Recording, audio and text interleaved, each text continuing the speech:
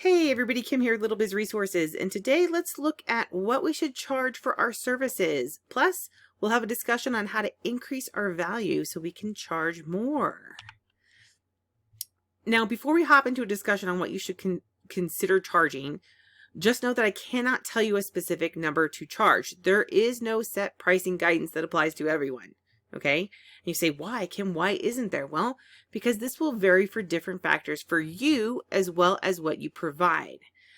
I have a PhD in business, and that doesn't mean anything as in I have more information or more knowledge than you. I just want to make the point that even at the PhD level, this is a debated topic, right? There are many scholarly papers that have a discussion on pricing, right? And why you should price higher and what should be the factors for pricing higher. And I mean, literally, there is no one has a specific answer, at least not in a free world. So some of the factors that you should include, and we're going to talk more about these, and plus more, geographical location of you and your client. That's an important factor. The resources your client already has in place. We're not going to dive deep into that because there's a lot of factors that go into it, but that's something that you should always be keeping in mind when you're thinking about setting up services is what resources do they have and what resources are they lacking, right?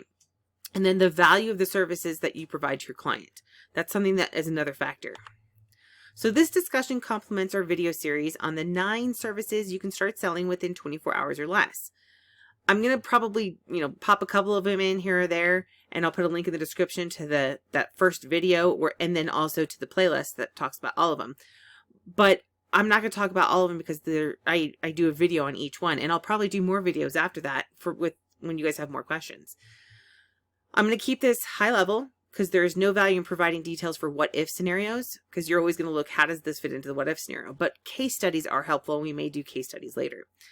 Do not, and this is the most important element I hope you take away, is that you do not want to undervalue yourself, right? It's the number one reason you're going to have burnout and hate doing it. You're going to quit or otherwise no longer want to provide your valuable service. And yes, you have a valuable service, right? If you think it's worth offering, and there's probably people out there who want it too. You just have to connect with them in the right way, in the way that they think.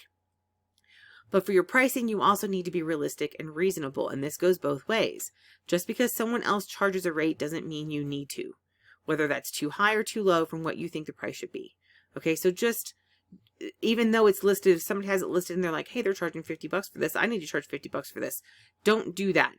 Right? Don't do that. Or if somebody's charging $5,000 for something and you're like, I cannot justify $5,000 for this, there's probably a reason, right? And so maybe that's because they have a better, they're branded and they're big and they can charge that because they have that brand or whatever it is. I mean, there's plenty of brands out there that are big brand names in the services world that do not provide good services and they still charge a ton of money.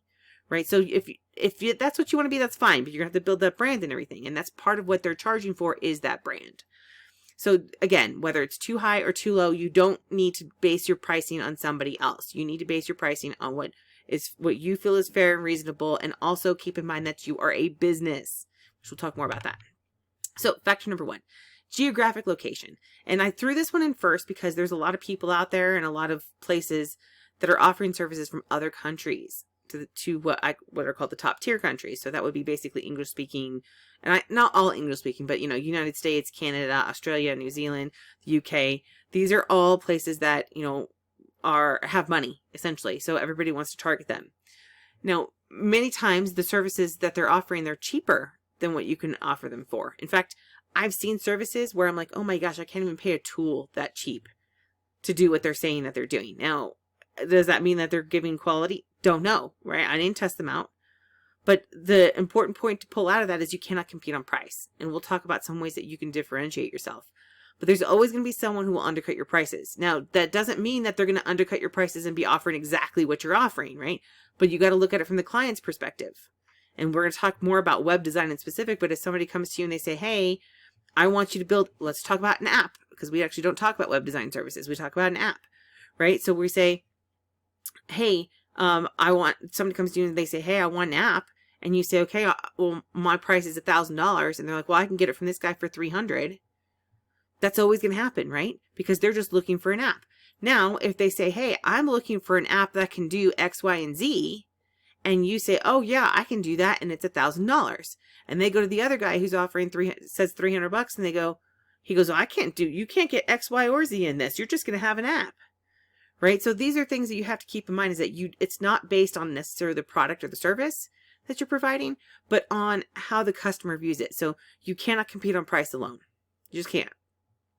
Now for geographic location, you need to consider your geographic location, where you live, or where you're living, where you're paying your expenses, and your client's geographic location. And I'm going to use this as an example because just within the United States, someone in rural Texas who probably has like 2 cell towers that burn down on a regular basis. I used to live there. That's how I know. No, I didn't live in rural Texas, but I went out to rural Texas all the time, where they had their cell towers burned down.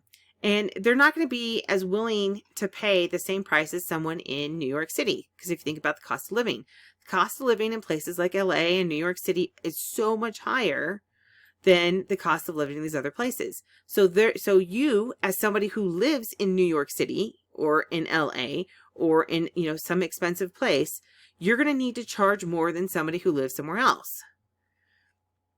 Okay, so you need to understand that. So you are better off finding higher paying customers than working yourself to the bone working for low paying clients.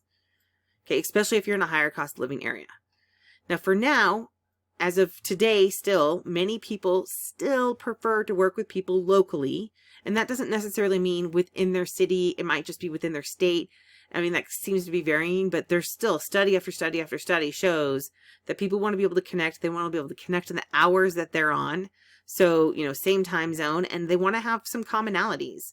So a lot of times that's same city, right? You have the same challenges. You guys know the same problems. You have you have an outlook on that local area that they expect. And of course, this depends on, the business and everything else. But keeping that in mind, that lowers your competition right there. So less people are going to be willing to just go, hey, I'm going to go over to the Philippines or to China or to India or wherever it is to get a service, because they're like, hey, I'd rather have I'll pay more for somebody who's local, right? And that's what they're willing to do. Or they just don't even consider somebody from outside of the area. All right, so number 2, hourly salary, then your rate. Okay, I can't even tell you guys this, so many people think in terms of hourly rates or salary rates. Usually hourly rates, just for the record. I can't even tell you how many people. I talk to so many people, and they're like, whoa, you're working 10 hours on a project. You should only get $150 for the project. Yeah, that's not the way it works, right? Because they think 10 hours at $15 an hour. First of all, I have a freaking PhD. And even if you don't, you are a human being. And I know there's a whole discussion about minimum wage, but you're offering a service. You're not an employee. So if they don't have a decision on what your hourly rate is, right? So even when I was in high school, no, actually when I was in high school, I didn't care. I always had the idea that one day I'd get out and have my own business, which I do. So then they think, okay, well, if I hired someone, I'm going to pay that person $500 for a week on a salary. So that's what they should make for, a week of work. That's not the way it works. You're not an employee. And I want you to understand that. Many of you, especially in the Little Biz Resources world, are employees somewhere. And so it's really hard to break out of that thought process of an hourly rate. Wage, rate, whatever. Put the 2 words together, that's what you get. I would say if you were to actually break down the numbers, if an employer were actually paying $15 an hour, the cost is actually more. Now, I used to employ people. I don't need more because I don't need to right now. And one day I will again. Right now, I'm not focused on that. But when we had our own security company, we employed people. And we had to pay the hourly rate plus a bunch of other stuff, right? And so you got to keep that in mind that, and this is the same thing for salary, right? If you're paying them a salary, you're paying unemployment. Well, here in the U.S., you're paying unemployment benefits. You're paying insurance benefits, not necessarily their insurance yet. That's additional benefits. This is like, so workers' comp insurance type thing, right? So you've got these additional fees that you're paying into that are not included in that hourly rate that you're paying an employee when you're an employer. So when an employer where your client says, well, I only pay my employees $15 an hour, why should I pay you more? You should go, well, first of all, I'm not an employee, right? And second of all, I wouldn't even take them on as a client. But this is something you need to understand when you're doing your pricing, is that you are not pricing based on your hourly time, right? And you've got to think about that. We're not exchanging our time for money. That's an employment position. You're exchanging your time for money. And some of what you do is an exchange of time for money. And that's just kind of the way it is. Like you might do a specific job and charge them for an hour's worth of work and it takes you half an hour or something. And that is an exchange of time for money. And ultimately you can calculate everything if you want to by hours. But your costs are more than your time, right?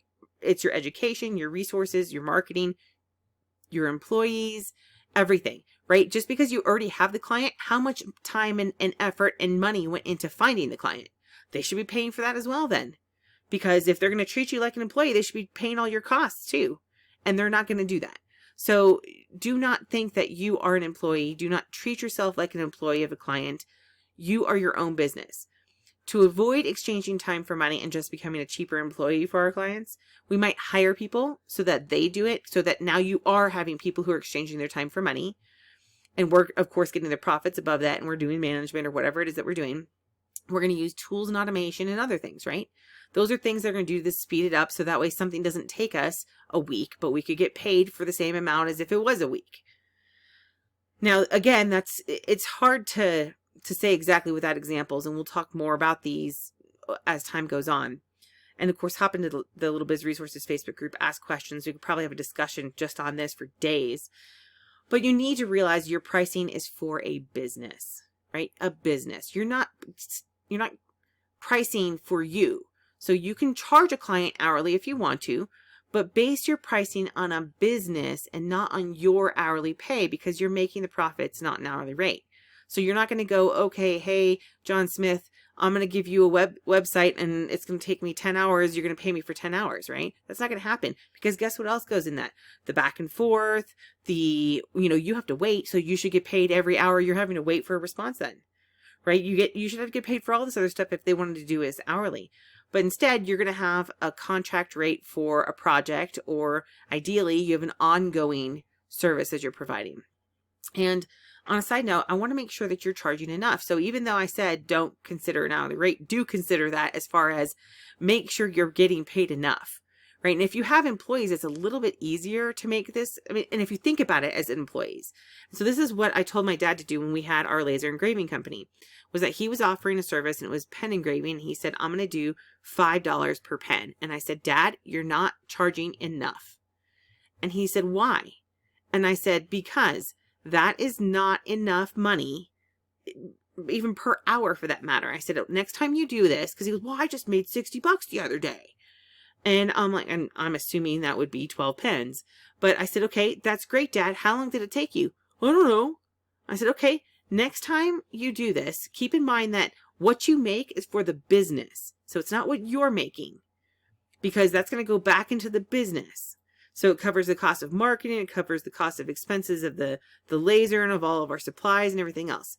So, and of course the pens were provided by the customer, by the way. So that's not part of the expense. But so he goes in and the next time he goes in, he times it. And he timed it so that for one pen, because he had to do them all individually at the time, because he had like different pen sizes from the client and everything, so he couldn't just use a jig or anything.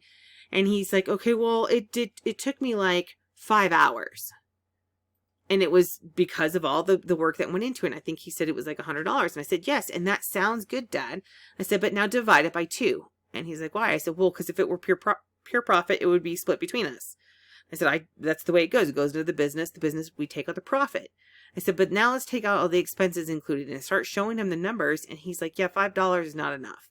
I said, it is if it all fits in a jig and you can just set it down, put it in there and walk away. Or if you're hiring somebody to do that, right? Then yeah, probably not such a big deal, because you're paying them per hour and it's going to be less than what you're collecting per hour, assuming you have a consistent base of clients coming in. And that's the biggest problem people don't consider, is that even though you're like, hey, I'm getting paid X amount per hour. Yeah, but if you're only working 10 hours a week, divide that by you're only getting paid for 10 hours a week, and you're working 40 hours a week to get everything done, you're not making enough money. So you do want to sit down at some point and consider, hey, am I charging enough?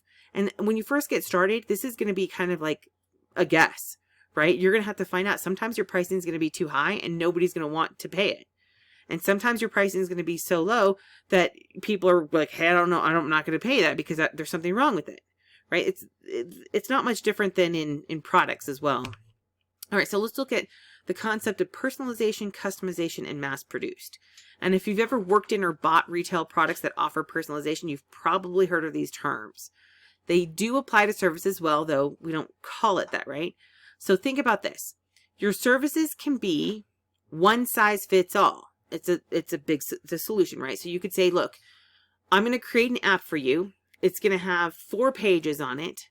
It's going to have a contact page, and it's going to have, and you can give me, 10 pictures and this many paragraphs and, linked 3 videos or something like that, right? You can come up with this, literally a list or this box that the client needs to fit in to get that price, right? That's what we would consider mass produced, right? If you think about the same thing, that would be mass produced. You can do it over and over and over and over again. It's repetitive. You know the costs, it's solid, it's set, it's good. Those you tend to charge less for, right? And then if you think about having a range of sizes and options with some items specific to each client, that would be personalization. Okay, well, we're going to start off with, here's 4 pages, here's this, but we're going to offer you the option to add in, you can have anywhere 4 pages to 10 pages, and the price will vary maybe a little bit. And usually it's a little bit higher. Then if you go completely custom, look, you're not even able to give them a quote until they give you information. Okay, I want 10 pages, and really the number of images and stuff doesn't matter when you're doing Appomise. Just having them on hand is the important part. And you might say, okay, look, we need to have specific instructions, and then you might need all that information in advance, or you could just start them off at a price range. Say, look, we're going to start at $500. This is what you get included in it. And then above that is a custom quote. That's a lot of times what you do. And then they come back and they go, well, I want more than 5 pages. So I want a custom quote. They have to tell you what that is, right? That's the custom stuff. And unfortunately, a lot of our clients fit in custom, right? In fact, I know that some of you will argue with this and go, no, everybody, if you look, there's so many pages that are like 5 pages and have info. I get that. I get that there is a mass-produced option, right? Those are the big brands that are doing it, that's all they offer, that they have to fit within one of their packages, right? You have to fit within 5 pages or 10 pages or 15 pages. And whatever it is, they have to fit within that. And so it's going to make, back in the day, this was so obvious. You could see that the same business, the same company was creating these websites because they have a template, right? And that's part of personalization would be, all right, so maybe in mass produced, you have like 5 templates to come from. Personalization might be like, well, here are the 5 templates, but you also get to pick the colors you want them to be, right? And then custom would be, okay, you could pick from a template, or you can pick and cut and make it whatever color you want, and we can change some stuff around, right? Because a lot of times you need to start your clients off with a template because they have no clue what they're doing. And they're like, I don't know what I want. That's whatever it is. So anyway, so this does affect your pricing, and it should also affect your workflow and costs. So obviously, if you have a one-size-fits-all solution, it should be lowering your costs because it's going to be a lot easier and a lot less resources you have to invest into it. All right, so services included. Now, this might be the #1 factor that affects what you charge, because obviously what you include in your services is going to be what you charge. Now, you need to consider all of the services you offer a client and the value to the client, both of those, because guess what? And this is an example. You might offer web design services or app design services, and someone else offers web design services or app design services. But when push comes to shove, if you're doing web design services, I still haven't tested SEO on app yet. I need to finish testing that.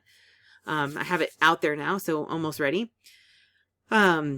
You need to include, maybe you say, okay, I'm doing web design services and on-site SEO services. And the other guy goes, I'm not doing anything with SEO. That's a completely different service. Oh my gosh, I can't even tell you how many people do that. I'm like, I don't get it. How can you have why would you even set up a website without having SEO services included, at least on-site? Because it factors into so much of how that website functions now that it seems silly not to have that. But there are people out there who are just like, look, I'll build whatever you want, but I don't know anything about SEO. And so what you offer is different than what they're offering, even though you're both offering web design services. So you need to keep that in mind, whether it's you're offering an app or you're offering an ebook. In fact, it's so difficult offering an ebook and having a set price for it, I should say, because somebody will come to you and they'll go, well, I want an ebook. Okay, well, do you have the content? Yeah. How many pages is it? I don't know. How do you not know how long your ebook is? throw into Word and tell me.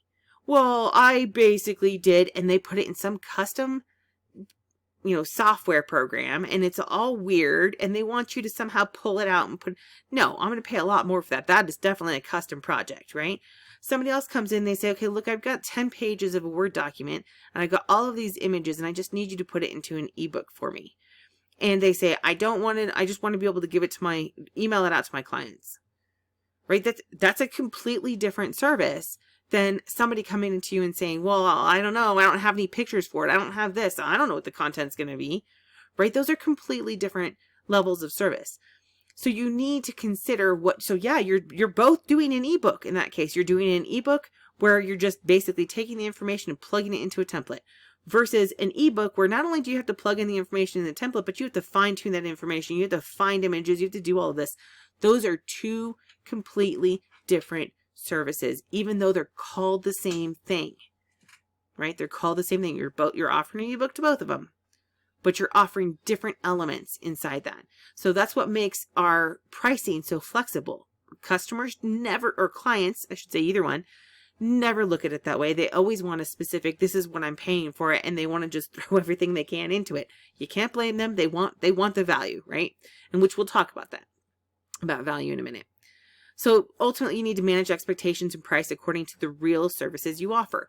Make sure you understand what the service provides as a benefit. This helps you see even more services that you're actually offering, right? For example, let's look at SEO services. This is one that we do talk about eventually, if I haven't done the video yet, that you can get started within 24 hours. Why? Because you don't have to know SEO, but you do have to understand how SEO helps the client, right? It helps them get found in search, sure. But it also helps any social media efforts, since all of those platforms now use website info and external information in their algorithms. You don't need to be technical like that. You can just say, look, we're going to help you get found more on searches. We're going to help you get found more in social media, because that's what it does. Facebook pulled from your website. If you're doing on-site SEO, and you're doing SEO services for them, you're helping define what they're doing. So they're going to help get found everywhere. Not just in Google search anymore, right? It's going to be everywhere. SEO has a huge value. But more than that, not only are they getting found, but they're going to get more clients, right? They're going to get more clients. They're going to get more customers. They're going to get more. They're going to make more money. Now, we're going to talk about that more about SEO services in a little bit, because I do have a pet peeve on it. But let's keep going. So, number 5, do not, and I repeat, do not forget customer service, okay? Assume clients will be a pain, but love them when they aren't a pain. Okay. You're going to have to, this is one of those areas where it's like, yes, everybody should have the ability to pay for a service, but at some point there's some reasonableness that needs to happen, right? You, again, are not an employee of theirs. You own your own business. So if they're going to be a pain, they better be paying to be a pain. Sometimes it's better to cut a client loose than basically lose money and sanity on trying to make them happy, right? Clients should pay you for your service, which includes your expertise at executing the service. But many of them want you to do it their way. That's going to be taking up your time. That's going to be if you end up doing it their way and it doesn't work, and then they don't pay you, whose fault is that? That's not their fault. That's your fault. Because you're offering the service, you set the boundaries. And I can't even tell you, I mean, this is my biggest pet peeve with working with clients, by the way, is that somehow I always find people who think they know what they're doing. Well, you should do it this way, Kim. I want it done this way. Yeah, I'm not doing it that way. Why? Because that's idiotic and it's going to screw up your site. And they go, well, I've always had it that way. I said, that's why your site can't get found. Well, that's not what the last guy said. Yeah, and the last guy screwed up your site. So why are you listening to what he said? I can't even tell you the number of discussions I've had like this. I don't have a ton of clients, right? I don't need a ton of clients. I have a handful of them that I work with. I very rarely bring on new ones. That's why I teach most of it, because I don't need to. I don't need to bring on new clients. So I'm like, I'd rather teach other people to do it because I know there's a need out there and I don't have the time to take on more. I don't have the time to do that stuff.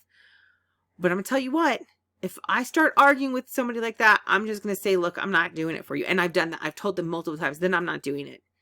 If you want me to do it your way, I'm not going to do it. You're hiring for my expertise. And if you're going to waste my time, I'm going to walk away now. So you either listen to me and listen to my guidance. Now, I understand that some of you, especially if you're first getting started, are going to be a little less confident in that, right? I know what I'm doing with web design. So especially if it comes to WordPress, I know what to put on there, what not to put on there. I know what breaks it. I know those things. I test that stuff all the time. That's what I'm doing constantly. I've ranked multiple sites. I've tested multiple hosting. I know generally, at least, what I cannot do. Sometimes I do things I can't do and find out the hard way, but that's all of us in that world. But when somebody comes to me and they tell me that they know more than me and they want me to do it that way, they are treating me like an employee. I am not an employee. I am not their employee. I am offering them value in exchange for payment.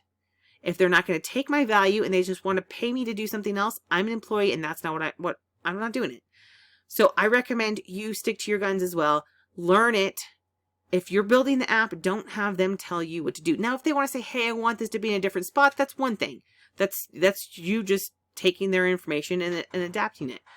But if they come in and they start telling you how to do stuff or where to do stuff or where you're wrong, then you need to just probably move along.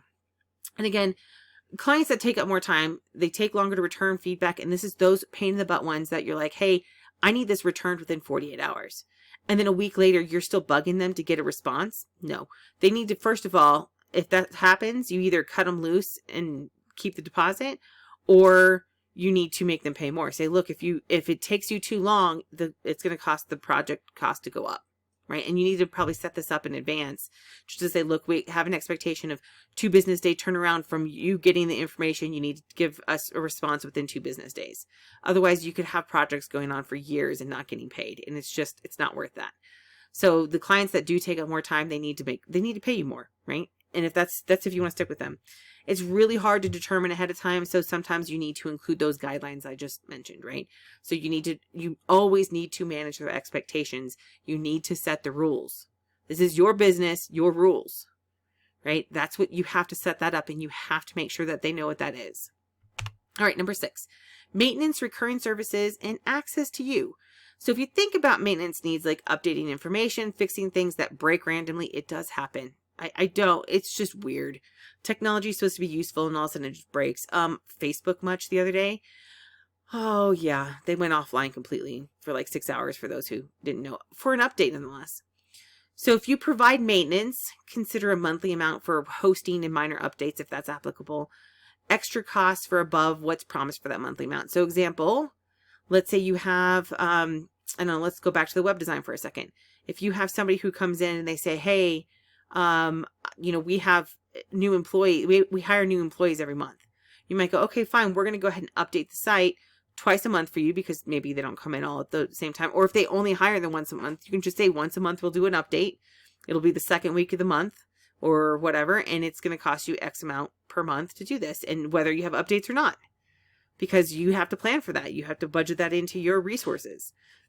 So you can say, look, you're going to be doing this monthly maintenance, and it's going to include this thing, 3 changes, whatever it is.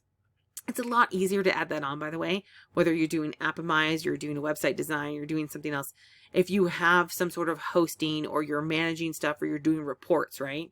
Because then you can kind of, again, bundle that as okay, we're going to get reports, plus we'll go and give you up to 3 updates. So if they don't give you any updates, they're still paying you for something, right? That's the whole idea behind it is you're giving them something, even if it's automated, and they're paying you for that, but they can include these extra things if they choose. And of course, those are things you have to design. So for Appomize clients, are you sending push notifications, right? And if you are, which by the way, you can schedule these, then you probably should be charging monthly. You should say, look, we're going to send up to 3 notifications a month. Whatever you tell us to send out at the beginning of the month we'll schedule it out, right? It's due by the 5th of every month for that month, or the 31st for the next month, or 30th, last day of the month for the prior month, whatever you decide. Whatever it decides, you have to work that out with your client. Now, do they get access to you outside of normal hours? I can speak. Think about a lawyer, right?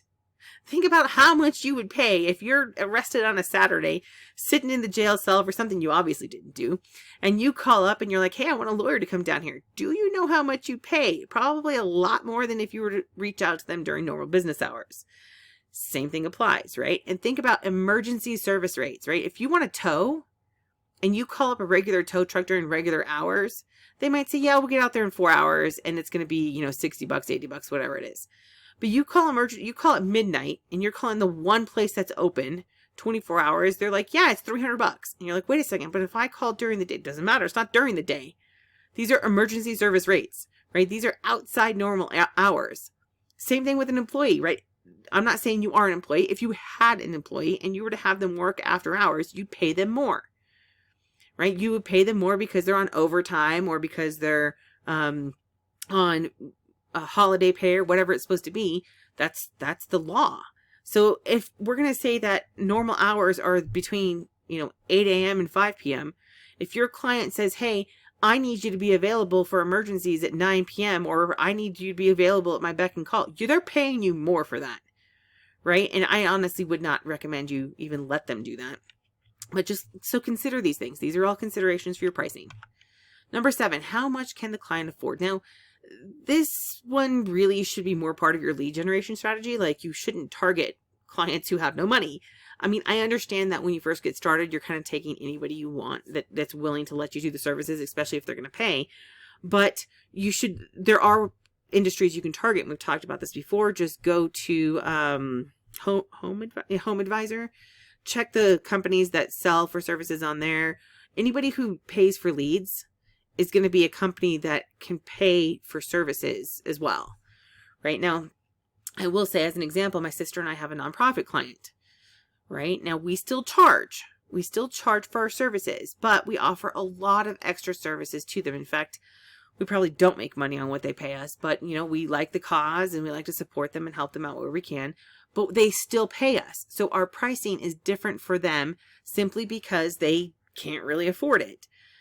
Now, ideally, your services help clients make more money. In our case, they don't make more money from it, even though they probably could, but for the nonprofit, they don't make money. It's more about spreading the word and getting the information out and connecting them with people. And so they don't really make more money. So it doesn't help them necessarily to be able to pay us more, right?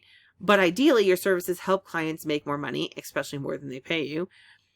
And then you want to give so you might want to give them an introductory price, right? To try it out, because you're going to say, hey, you know what? This will make you money in 6 months, or after 6 months of doing this, it's going to make you more money. So for this first 6 months, let's put you in. We'll put you into this introductory price, and then after that 6 months, you'll see that we're valuable. You'll be making more money from it, and then you'll want to keep it going, and then you'll pay us more at that time. Now, this is based on your confidence of the service. Okay, I wouldn't do this starting out. In fact, I've never done this, period. But if this is a strategy, right? This is something you can do, and I guess maybe I have done it a couple times, but not quite this way. But let's say you offer SEO services and you don't track anything. You never know if your services work, neither does your client, right? So you need to make sure you really understand the service and how to track the benefits before offering this. I'm going to give you another example. So if you think about, and a lot of my examples are local businesses because they're really easy to pick on. But let's say you have a local business that you're working with and they're like, hey, I'm going to pay you for this app.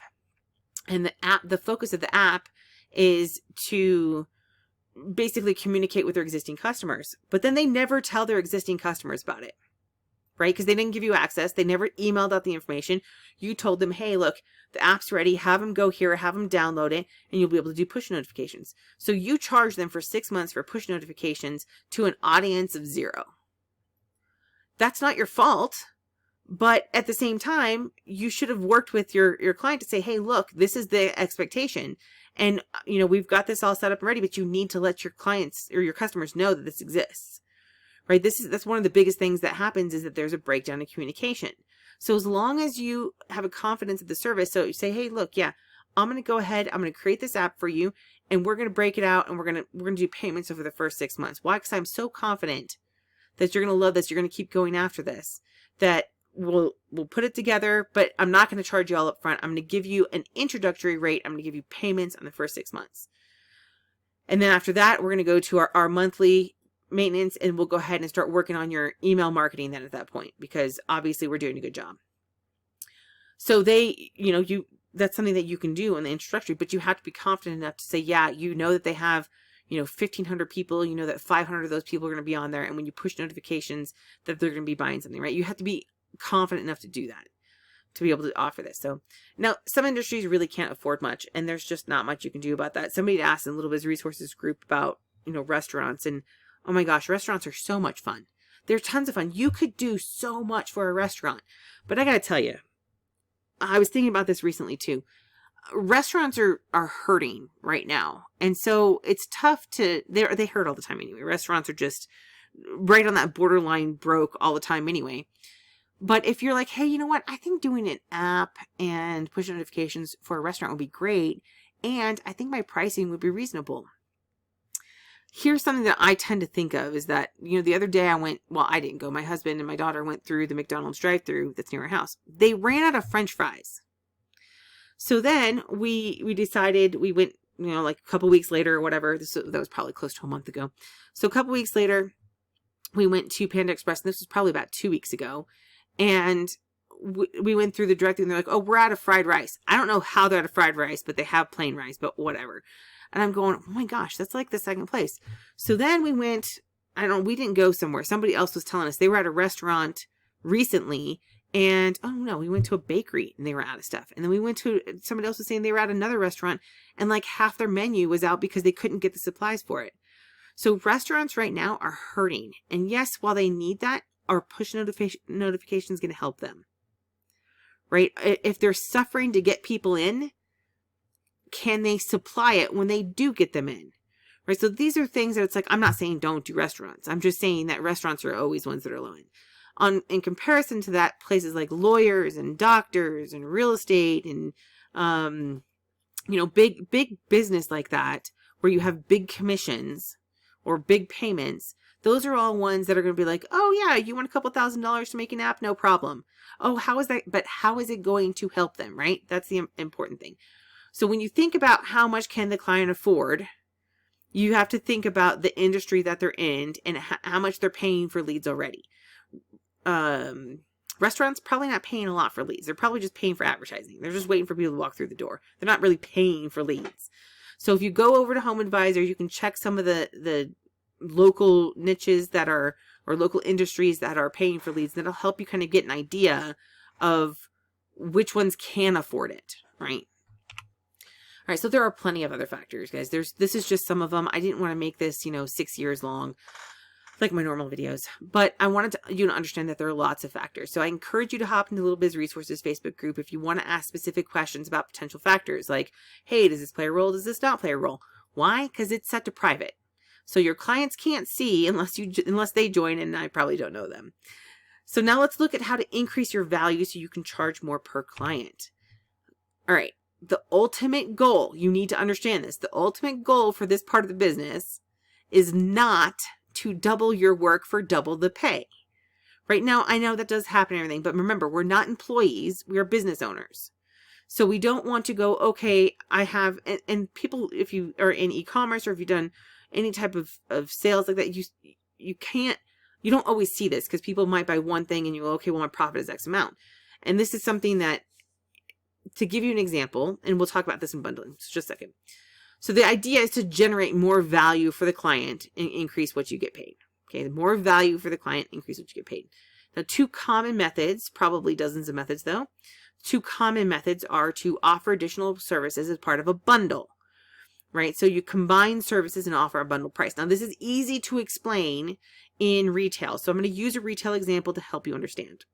So when I cut my ornaments, I take my pricing, right? I take my costs and I can divide it by the ornaments, right?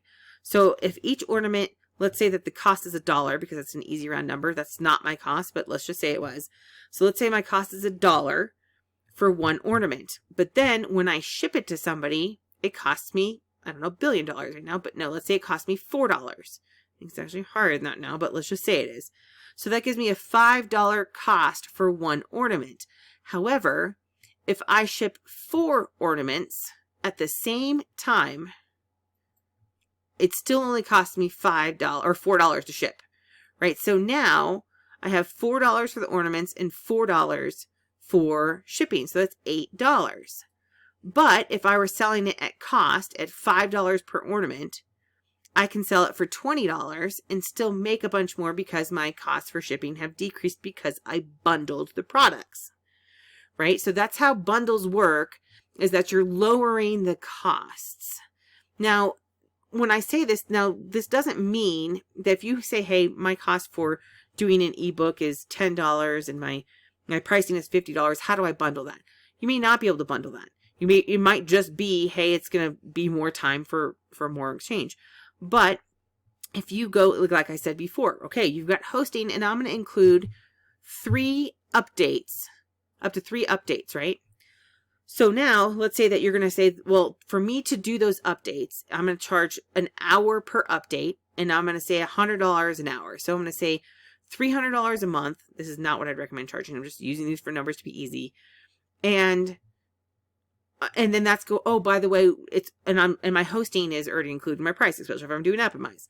So, and this is hard to do without the screen. I know, guys, I'm sorry. But let's just say it's a $300 per month, but they don't ever do those updates. You're getting $300 and you're not doing anything, right? So that's what you got to start thinking about, is how can you bundle something that you would do?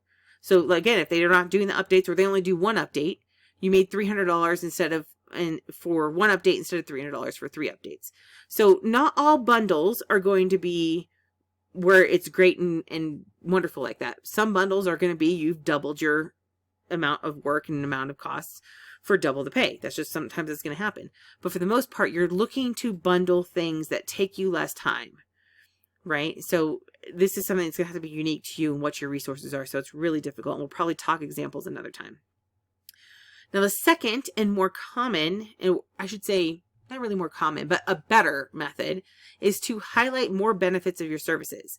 And the reason why is because people, especially offering services, think that, and I don't know why, I see this all the time, I'm offering SEO services. Okay. I'm an SEO person. I know what that means, but the person that's looking for that, they're probably looking for SEO services simply because somebody told them to. Right? So they don't understand how that benefits them. So in this situation, this doesn't change what you're offering. It just shows the true value, and frequently this will set you apart from your competition. Let's go to the website design example. Website design has a massive range of costs and what is included in what a client gets. For our franchise that we have some general guidelines, and one of the guidelines they gave us, I don't even know if this is the current guideline because I haven't needed it for a while, but $2,400 for up to 20 pages of a website and all the contents provided by the client, right? Now, in comparison, we know someone else that's not in our franchise who charges $150 per page plus a setup fee. So 20 pages would be $3,000 plus the setup fee. And you go, well, I mean, that's not that much different. Well, I mean, it is $600 plus the setup fee. However, think about this. What if it's only 3 pages, right? If it's only 3 pages, they're paying, what, $450 plus a setup fee? Whereas with us, they'd be paying $2,400. So again, that's a huge range. Now go on Fiverr or Upwork. I went on Upwork right before I started recording this, and I was like, oh my gosh. Somebody was charging $199 for a single page, but then as more pages got added on, they charged less. And I'm like, okay, I guess I can see that. But at the same time, it just depends on what they're offering. If they're offering on-site SEO, if they're offering different things, again, start talking about the true value of what you're offering, right? Let's go back to that for a second, right? Highlight more benefits of your services. Why do they need an app? Why do they need copywriting services? You know, why do they need ebooks? What's the end goal for that? The end goal is for them to make money. How are they making money from your service? If you emphasize that, you could be saying the exact same thing as somebody else, but the second you go, the reason why you need SEO, which I think is actually the one I'm going to talk about next, the reason why you need SEO is because you're going to get found more, right? So let's actually talk about this one, because I can't even tell you how upset this made me when this happened. Of course, I was younger and dumber then, but it made me really, really, really mad. And this wasn't that long. It was probably 10 years ago. Maybe less. So because so many people do not understand SEO, and if you're one, that's okay. I don't expect people to understand SEO. I love it. I've been involved in it pretty much since the internet came out to the mass public. But there are plenty of unscrupulous people out there that prey on those people that are unfamiliar with SEO. Right? A lot of times people that are looking for SEO services, they know about SEO, and so it's tough because they expect something. They have their own mind about what it is. But it's just, you need to understand that SEO is one of those areas that's shady gray. So my husband got a call one day when we owned our security company, right? And I had been working on our SEO for a while, and we've been ranking everything. But they offered to get us to rank in search engines for something like $5,000 a month. And do you know why we got that call? We didn't get that call because they didn't know about us. We got that call because we ranked. And I knew that because I'm like, how'd they even find us then? Because we weren't listed in any directories. We were a small local business. And the only reason why they found us is because we were on Google My Business and we ranked. So they told him, oh, you don't rank for anything, blah, blah, blah. So he tried to ask for more details, and they were vague and basically said we didn't rank for anything right now. We would get thousands of calls a month when they were done. Okay, first of all, not in that industry. But I already had us ranking in the top spot locally for almost all keywords that we would want to rank for, and we weren't getting thousands of calls. So it was like a double-edged sword there where we got stabbed both times if we had gone with them. And the pricing was ridiculous. Now, and then they're giving out words that like, well, you're going to rank for security. I don't want to rank for security. Why not? Well, I didn't talk to them, but I'm just going through what this probably would have gone. I don't want to rank for security. Because people who type in security are not necessarily looking for security systems. It's not long tail enough. Right? And so what happens is that these people get on there and they're going, well, we're going to rank you for the word the. They may not say that, but still, they don't even tell you what words. We're going to rank you for 5 words. And then they track it and go, look, we ranked you for 5 words. And you're like, why are you ranking me for plumber? Well, people are searching for that. Yeah, but I'm not a plumber. Right? I mean, this is the problem in SEO, and it drives me insane. And the big companies are no better at this. Right? They just have a list. This is what we're going to do. And they can run a report and go, look, there's lots of people searching for this. So you need to be there. And if you don't know anything about SEO and you're the client, you're going to fall for their stupid tricks. So ranking for the wrong keywords is not helpful. And many SEO sales teams focus on just showing they ranked for words, not helped increase the number of calls, email leads, etc. So you need to emphasize your value. And that will increase what you can charge. Right there is going to increase what you can charge. If you're going to bring in more leads, you're going to bring in more calls, whatever it is, that's what your goal is. Now, I'm going to tell you before we go to the end of this, which we're just about done, if you are working with a client who doesn't have their internal systems in place, and a perfect example of this is to call their phone number. And if they do not answer, I wouldn't work with them.